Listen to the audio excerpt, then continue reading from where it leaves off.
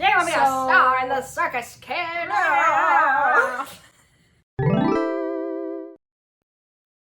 everyone, and welcome back to another episode of the Disney Deep Dive. I'm Sydney. I'm Brie. And we are going to be deep diving into every single Walt Disney animated film and live action film. There's so much to cover. And today's is our fifth in our series, which is Dumbo. So this film came out October 23rd, 1941. I always like, as part of my research, to do a little deep dive as to what happened around that year.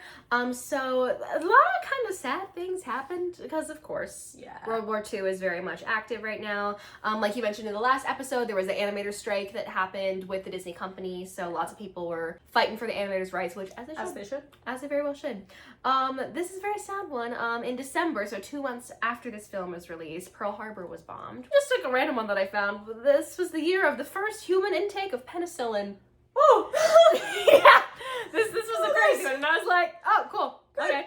And it's historical. It is historical. It's a big moment. Mm-hmm. So that's what happened during that year. But now to the film. Yes. Let's go. This one was, I first watch ever for me. I knew of it. I knew that it was a story of an elephant, and I knew that it was sad, that there were sad moments. Yes. And so that's kind of why I avoided it for so long, because when there's a movie with animals and sadness, I'm like, I'm good. Oh, yeah. But a lot of it was a surprise to me. I know a little bit of the controversies going around with some of the race elements. Yes. But I was mostly going in pretty blind. Yep, same with me. There was a lot that I had known, like I knew a couple of the songs, I knew kind of like the whole premise of like it being at the circus and everything, but I didn't really know how exactly it all kind of went down. Yeah. Also didn't know that Dumbo was also based on a children's book about Dumbo by Helen Aberson, Harold Pearl.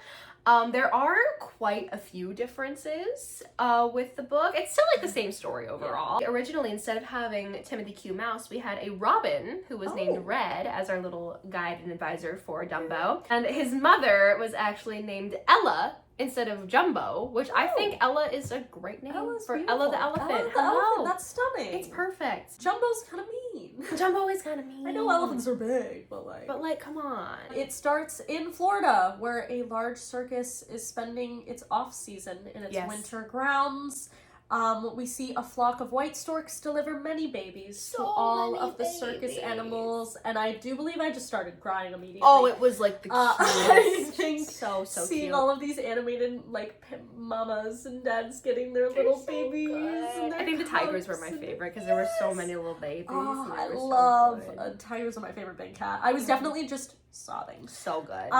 And of course, the one elephant, Mrs. Jumbo, as we should have been called, Ella, she does not receive her baby, and she keeps looking up in the sky, waiting for him to come. Angel. And I am crying, and I'm like, it's not even 5 minutes, and I'm just in tears. This doesn't really have to do much with the story, but like, there are so many songs that I did not know were in this movie. Like, no clue. The stork has a theme song. So many just like, this is the character, and here's what they're doing. Like, so many of those kind of songs, like for Casey Jr. There's also one with like the circus men and like the elephants like working or something. So Why that do the elephants have to set up the literally circus doing all the dirty work. That's crazy. For what? That's for actually crazy. What? The next spring, the circus loads everything up together with Casey Jr. and sets out on a new tour. And a belated stork finally catches up with the train. What took him so long? And he drops off the unexpected baby elephant. I was rewatching Dumbo, I think, just like earlier today, just to kind of refresh my brain. Of course. And then the stork was talking, and I was like, wait,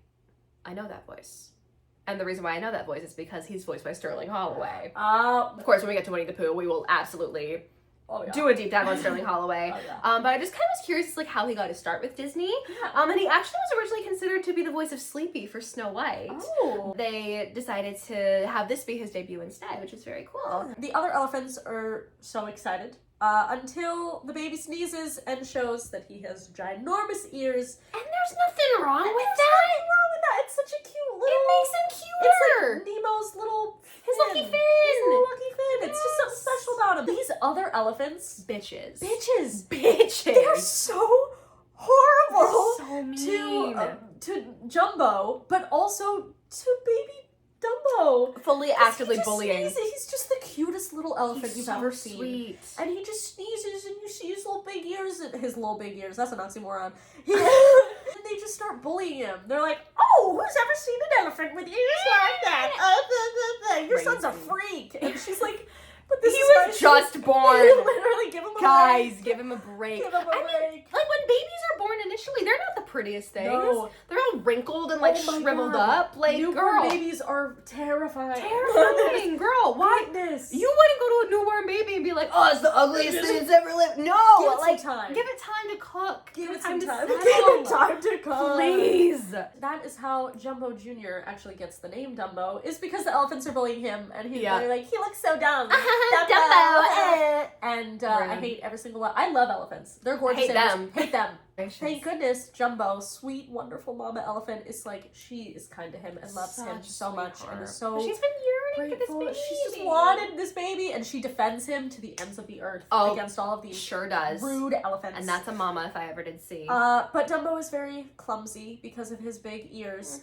And because of his giant ears, he is made into a sideshow attraction for the circus, which is also really sad. And then we see some rowdy boys start to bully Dumbo. I hate them. And I hated them so much. Why is everyone just out to get this little baby elephant who's done nothing wrong? Sweetest they baby. break into his pen, they start pulling on Dumbo's ears and like bullying him, and then of course, the mom, Jumbo, she comes in to defend her child as she should, and she spanks the leader of all of the boys. That's my girl. Starts throwing hay bales at all of the specters who are like laughing at her son and bullying them.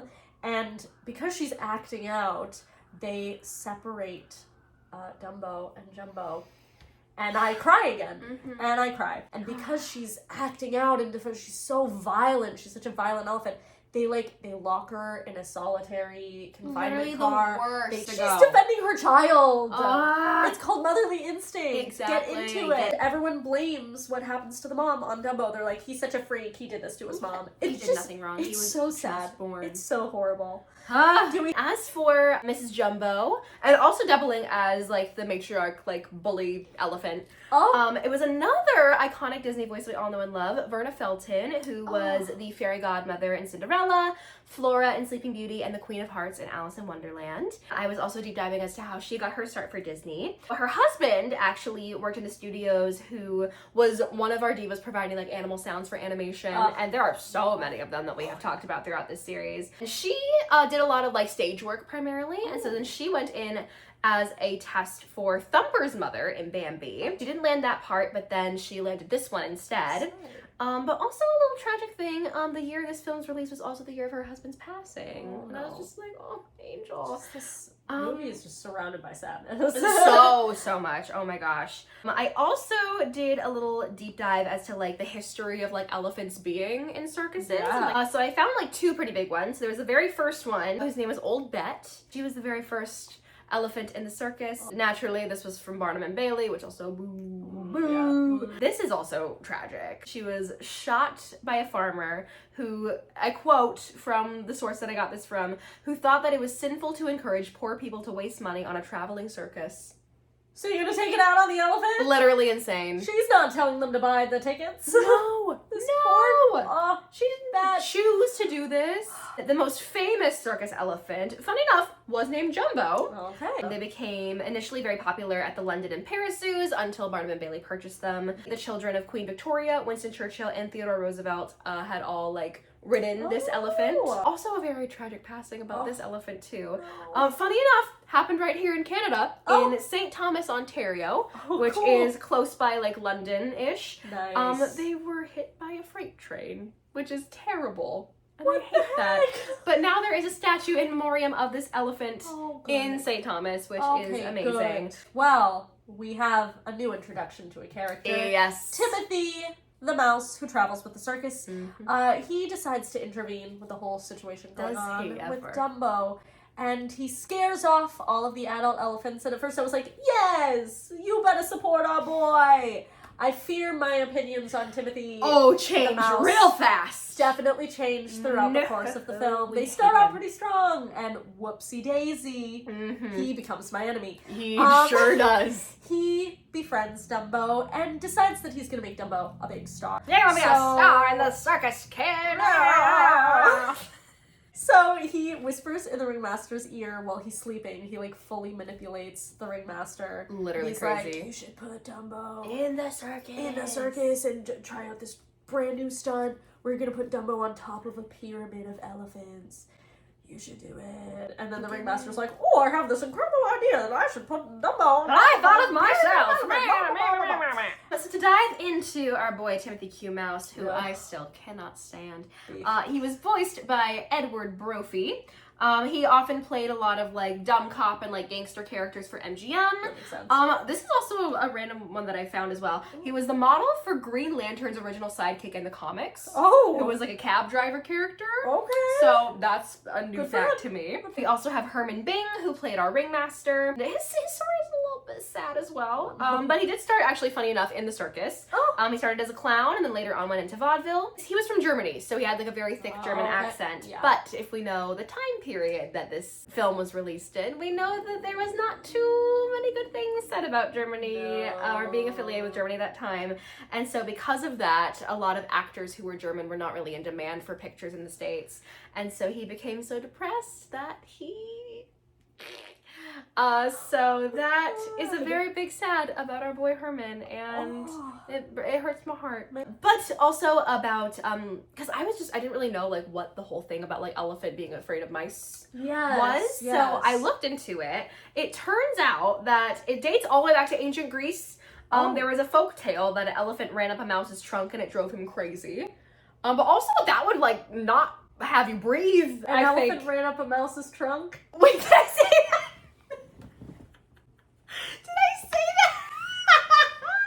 I knew what you were saying. A mouse ran up an elephant's trunk. Take two.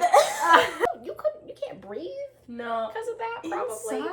Apparently. But that's where that myth kind of, I guess, started. But according to research done by, like, I guess, like, zoologists and everything, they just get startled by sudden rapid movements near their feet, which makes sense, because, like, they're tall. They can't really see. If they feel something, like, really fast, like, scurrying, I'd be like, oh. No, that makes sense. That'd be a lot. That makes sense. Dumbo is demoted to being part of the Clowns Fireman Act, which is such a sad part. I don't hate clowns, but these clowns in particular, they were really pissing me off. They're just rambunctious. They're too rambunctious for their own good.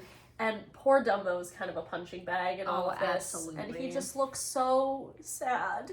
And he has to dress up as like a human baby and jump from a burning platform, actually on fire.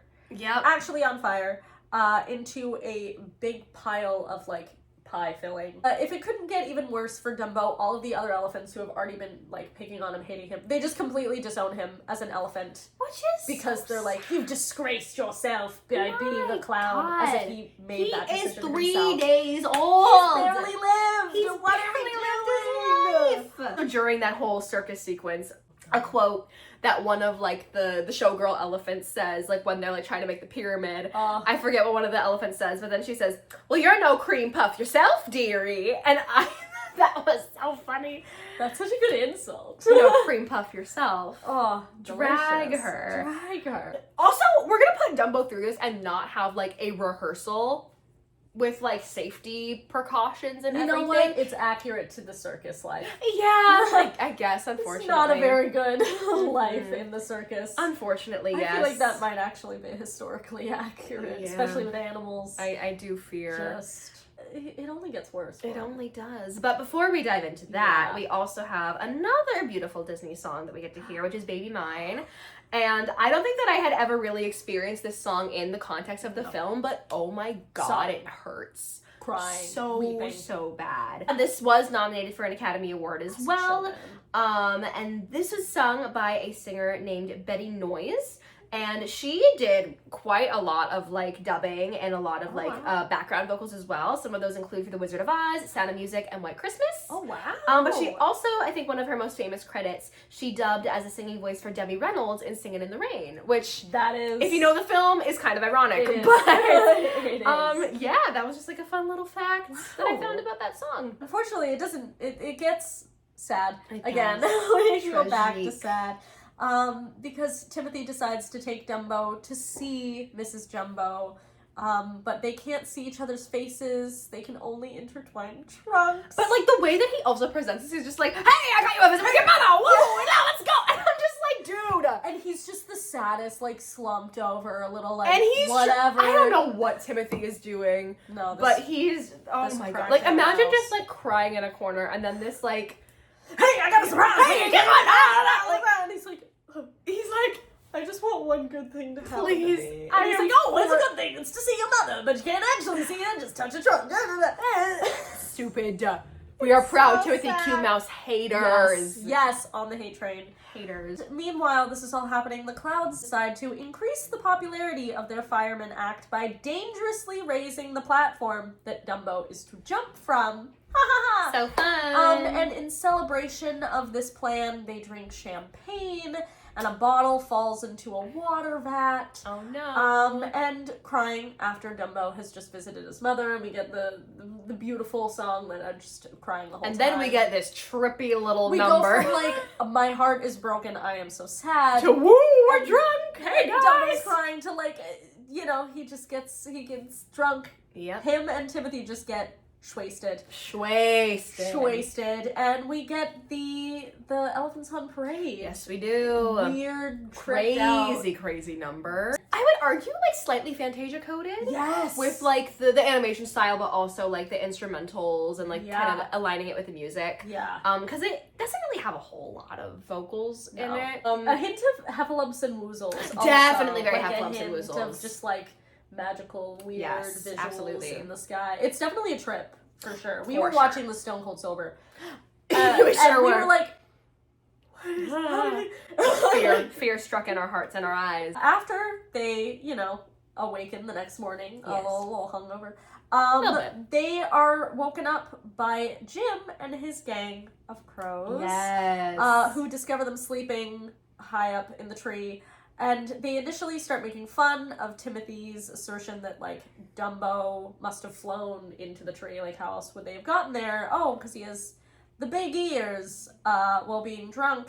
And the crows are soon moved by Dumbo's really, really sad story. As they should be. Oh my god, this poor elephant is going through so much. Mm-hmm. And so they decide to help Timothy and give him a magic feather to help Dumbo. They're just gaslighting this poor child. Yeah. This is... My good He's like, I feel so bad. Let's gaslight him. Yeah. A couple of fun facts about our crows as well. Yes. Our lead crow is a voice we've heard before. Our friend Cliff Edwards, Jiminy Cricket. Yes. So he lent his voice to the crows. A couple other, the supporting one, Nick Stewart and James Baskett. Also very prominent voices in The Song of the South, which that's a film I'm excited to dive into. We will get to that. So they hold the feather, and Dumbo does take off and try to fly, and it works, and him and Timothy return to the circus with plans to surprise the audience with this incredible new act. Landing. And during the clown's big fire act, Dumbo jumps off of the platform and prepares to fly, but he drops the feather. But Timothy's there, he's like, no, it was just a psychological aid, it's placebo, you're gonna be fine. And Dumbo successfully flies all around the big top. Sure does. All around. And he uses his trunk as various props to humiliate the clowns that have just been making his life a living hell. And that's right. He humiliates the ringmaster and the other mean elephants. As just he everyone should. Gets their comeuppance. And as he's doing this, the audience is like, oh my god! Oh, this is part of the act. This elephant bullying everyone else while flying. Oh, yeah. Dumbo gains fame and fortune. And Timothy, that rat bastard, becomes his new... Sorry, mouse bastard. There we go. Becomes his new manager and signs him to a Hollywood contract. Mrs. Jumbo, she is released, and her and Dumbo are given a private coach on Casey Jr., and get to be reunited. As they should and the be. crows wave goodbye as they travel away with the circus. Yes. And then that's it. And then that's it. I thought the ending was very abrupt. Yes. Like, it just kind of had this, like, very brief, like... The bow was tied too quickly. Yes. It was like, trouble, trouble, trouble. Oh, what happened? You can fly, yay! Like, yeah, I feel like... It was delivered too fast. It was delivered too fast. And, like, they also could have just, like, maybe played up on, like, the flying thing a little bit more. Yeah. But, like, who am I to say? At some point towards the end of the film, his ears were insured for $1 million. That's buck wild. Especially for back then. For back then, that's $1 million like what? inflation. $1 million inflation? I don't know. Insane. Crazy, Let me look it up. crazy work. Okay, Today. so that's the equivalent of... Let's see. Oh! 22.2 or 22.3 million dollars For today. a pair of ears. Not even these ones. Not even Real ones attached to your skull. Wow. That's buck wild. Wow. But yeah, that is Dumbo. I wouldn't go out of my way to watch it again. It didn't really like stick too well. It's just very sad. It's so sad. Very it's just tragic. Dumbo only until the end of the movie is just sad. Pretty much. The whole time. And he's the cutest little baby elephant. So you don't want to see him be sad. He's just a baby.